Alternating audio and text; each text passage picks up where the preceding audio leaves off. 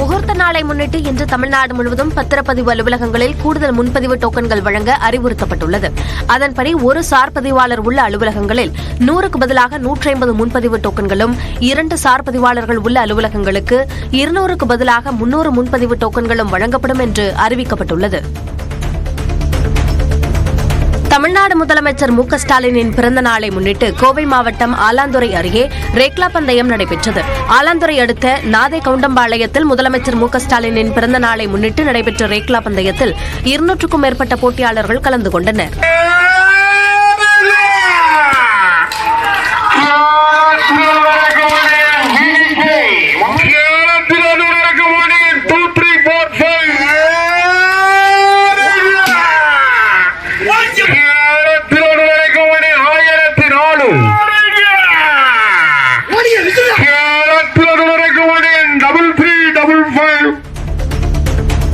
புதுச்சேரி அருகே திருபுவனை கிராமத்தில் 4 முனை சந்திப்பில் அருகே உள்ள உணவகத்தின் மீது நாட்டு வெடிகுண்டு வீசிய 2 பேர் கைது செய்யப்பட்டனர். நண்பர்களான சபரிவாசன், ராகுல் ஆகியோருக்கிடையே கருத்து வேறுபாட்டால் நட்பை துண்டித்ததாக கூறப்படுகிறது. இந்நிலையில் ராகுலை பழிவாங்கும் நோக்கில் அவரது தந்தை நடத்தி வரும் உணவகத்தின் மீது சபரிவாசன் மற்றும் அவரது நண்பர் பிரபாகரன் நாட்டு வெடிகுண்டு வீசியதாக தெரியவந்தது. பெரம்பலூர் அருகே தேசிய நெடுஞ்சாலையை கடந்த இருசக்கர வாகனம் மீது கார் மோதிய விபத்தில் பள்ளி மாணவர் உயிரிழந்தார். மங்களமேடு பகுதியைச் சேர்ந்த பள்ளி மாணவர்கள் 6 பேர் குவாரியில் குடித்துவிட்டு ஒரே இருசக்கர வாகனத்தில் பயணித்த போது முருக்கங்குடி பிரிவில் கார் மோதியது. 6 மாணவர்களும் தூக்கி வீசப்பட்ட நிலையில் படுகாயமடைந்த முத்துக்குமார் உயிரிழந்தார். படுகாயமடைந்த 5 மாணவர்களுக்கு சிகிச்சை அளிக்கப்படுகிறது. இதேபோல மற்றொரு விபத்தில் 2 இருசக்கர வாகனங்கள் மோதிக்கொண்டதில் பெண் உட்பட 3 பேர் காயமடைந்தனர். சென்னை அம்பத்தூர் அருகே உள்ள ஸ்ரீ பார்வதியம்மன் கோவிலில் நடைபெற்ற கும்பாபிஷேக விழாவில் நடிகை நமிதா தனது கணவருடன் பங்கேற்று வழிபாடு நடத்தினார். ஐயப்பாக்கத்தில் உள்ள கோவிலில் மகா கும்பாபிஷேக விழா கோலாகலமாக நடைபெற்றது. இதில் திரளான பக்தர்கள் பங்கேற்று பிரார்த்தனை செய்தனர். இந்த விழாவுக்கு கணவருடன் வந்திருந்த நமிதாவுக்கு மாலை அணிவித்து மரியாதை செய்யப்பட்டதுடன் பிரசாதங்கள் வழங்கப்பட்டன.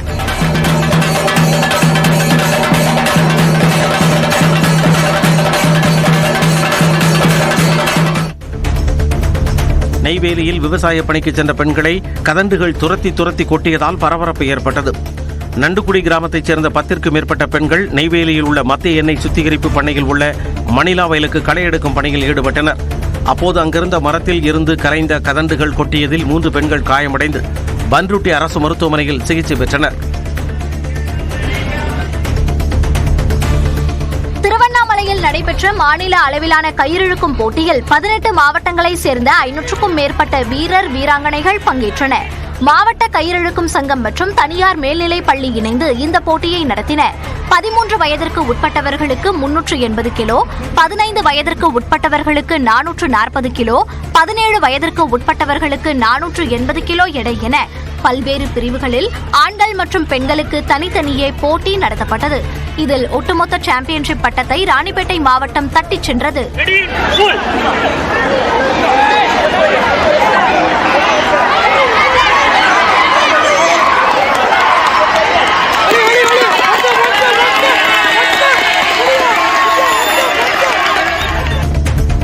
மாசி மாத முதல் ஞாயிற்றுக்கிழமையை முன்னிட்டு உலக புகழ்பெற்ற நாமக்கல் ஆஞ்சநேயர் ஆலயத்தில் 1008 லிட்டர் பால் கொண்டு அபிஷேகம் செய்யப்பட்டது.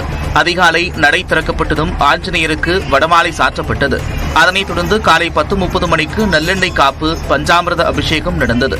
அதனைத் தொடர்ந்து 1008 லிட்டர் பால் மற்றும் தயிர், சந்தனம், சொர்ணம் கொண்டு அபிஷேகம் செய்யப்பட்டு ஆஞ்சநேயருக்கு சிறப்பு அலங்காரம் செய்து மகாதீபாராதனை காண்பிக்கப்பட்டது. பக்தர்கள் நீண்ட வரிசையில் காத்திருந்து ஆஞ்சநேயரை வழிபட்டனர்.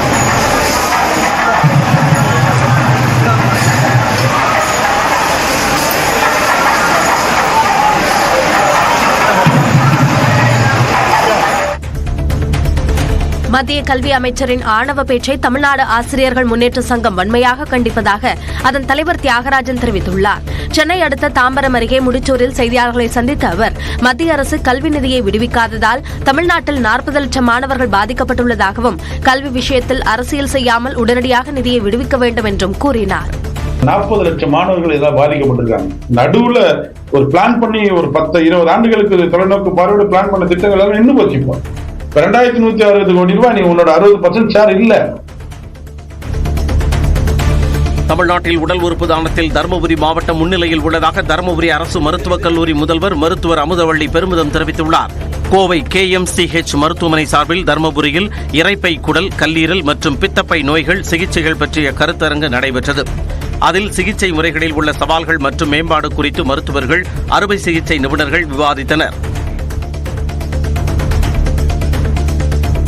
கடலூர் மாவட்டம் குன்னம் அருகே வயலில் மக்காச்சோள சருகுகளை கொளுத்திய முதியவர் தீயில் கருகி உயிரிழந்தார்.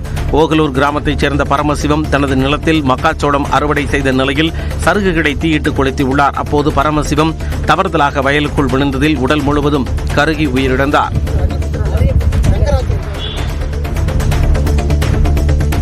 நாமக்கல் மாவட்டம் திருச்செங்கோடு அருகே இஸ்லாமிய குடும்பத்தினர் கோயில் கட்டக்கூடாது என்று சிலர் கொலை மிரட்டல் விடுத்ததாக குற்றச்சாட்டு எழுந்துள்ளது.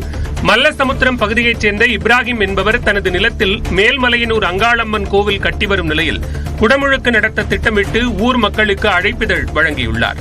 இந்நிலையில் பக்கத்து தோட்டத்துக்காரர் முத்துகிருஷ்ணன், பேரூராட்சி கவுன்சிலர் யுவராஜ் உள்ளிட்ட 3 பேர் கொலை மிரட்டல் விடுத்திருப்பதாக அவர் குற்றம் சாட்டியுள்ளார். மதத்தையும் ஜாதியும் சொல்லி இந்த மதத்திலிருந்து நீ இஸ்லாம் மதத்திலிருந்து இந்த இதுக்கு வந்து நீ எப்படி ஆன்மீகத்தை, அதாவது தெய்வ வழிபாடு பண்ணலாம், இந்து கோயில் நீ எப்படி கட்டலாம்னு சொல்லி என்னை ரொம்ப மிரட்டுறாங்க, ரொம்ப அவதூறாக பேசுகிறாங்க. இப்போ என்னவோ மிரட்டியிருக்காங்க. இந்த பகுதிக்கே நீ வரக்கூடாது, இந்த கோயிலை நாங்கள் ராத்திரியை இடிக்கிறோம், தீ வைக்கிறோம்னு சொல்லி மிரட்டிட்டு போயிருக்காங்க. திண்டுக்கல் மாவட்டம் நத்தம் அருகே தவசிமடை புனித அந்தோணியார் ஆலய திருவிழாவை முன்னிட்டு ஜல்லிக்கட்டு போட்டி விறுவிறுப்பாக நடைபெற்றது. பல்வேறு மாவட்டங்களைச் சேர்ந்த 725 காளைகள் போட்டியில் பங்கேற்று வாடிவாசல் வழியாக சீறி பாய்ந்து வந்தன. 350 மாடுபிடி வீரர்கள், சுற்றுக்கு 25 பேர் வீதம் களமிறக்கப்பட்டனர். இதில் வெற்றி பெற்ற காளையர்களுக்கும் காளைகளின் உரிமையாளர்களுக்கும் அண்டா, கட்டில், டிவி, ஃபேன், டைனிங் டேபிள் உள்ளிட்டவை பரிசாக வழங்கப்பட்டன. கடலூர் மாவட்டம் பன்ருட்டி அருகே சாலையோரம் அமர்ந்திருந்தவர்கள் மீது கார் மோதியதால் பரபரப்பு ஏற்பட்டது. பொன்னங்குப்பம் பகுதியில் 75 வயதான துளசி தனது வீட்டின் அருகே சாலையோரம் தனது மகனோடு அமர்ந்து பேசிக் கொண்டிருந்தார். பன்ருட்டியை நோக்கி அதிவேகமாக சென்ற கார் கட்டுப்பாட்டை இழந்து இவர்கள் மீது மோதி விபத்தானது. படுகாயமடைந்த துளசி உயிரிழந்த நிலையில் படுகாயமடைந்த அவரது மகனுக்கு சிகிச்சை அளிக்கப்பட்டு வருகிறது.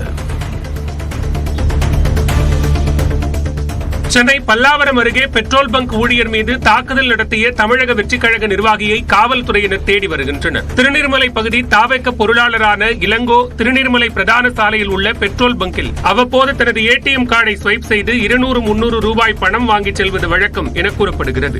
இந்நிலையில் சனிக்கிழமை இரவு பெட்ரோல் பங்கிற்கு வந்தவர் 10,000 ரூபாய் கொடுக்கும்படி கேட்டுள்ளார். இதற்கு அங்கிருந்த பணியாளர் ரஞ்சித்குமார் மறுப்பு தெரிவித்ததால் இருவருக்கும் இடையே வாக்குவாதம் ஏற்பட்டது. அப்போது ஆத்திரமடைந்த இளங்கோ ரஞ்சித்குமார் மீது தாக்குதல் நடத்தினார்.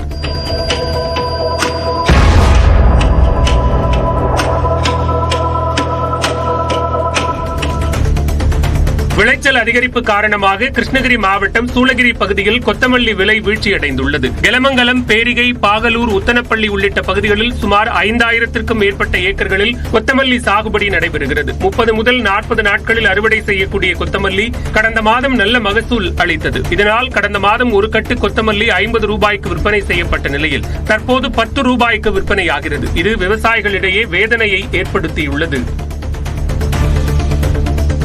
நியூஸ் 18 தமிழ்நாடு செய்தி எதிரொலியாக திருப்பத்தூர் மாவட்டம் வாணியம்பாடியில் நகராட்சி நிர்வாகத்தால் குப்பைகள் அகற்றப்பட்டன.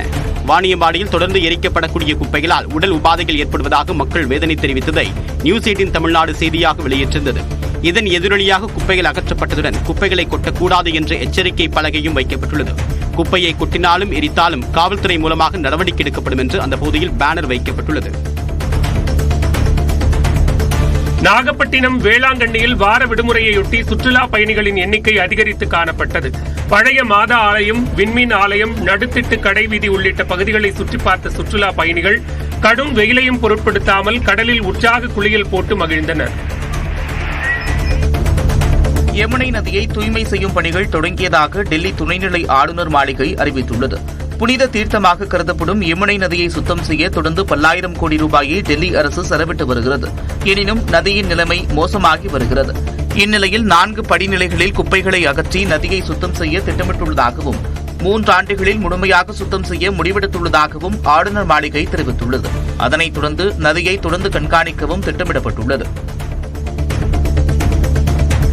குஜராத் மாநிலம் துவாரகாவில் ராணுவ வீரர்கள் பாதுகாப்பு பயிற்சியில் ஈடுபட்டுள்ளனர்.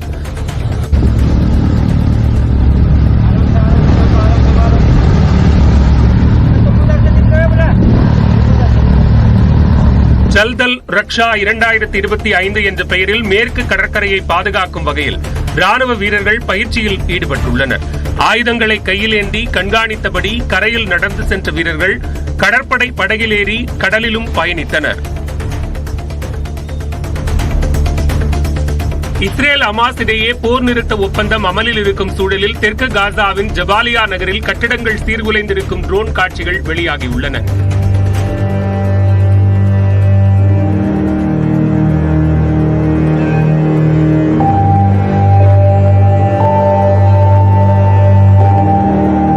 இஸ்ரேல் அமாஸ் இடையே 2023ஆம் ஆண்டு அக்டோபர் மாதம் போர் தொடங்கியது. அப்போது தெற்கு ஜபாலியா நகர் மீது இஸ்ரேலிய ராணுவம் வான்வழியாகவும் தரை வழியாகவும் பலமுறை குண்டுமழை பொழிந்தது. இதில் அந்நகரின் அடுக்குமாடி கட்டிடங்கள் நிலை குலைந்தன.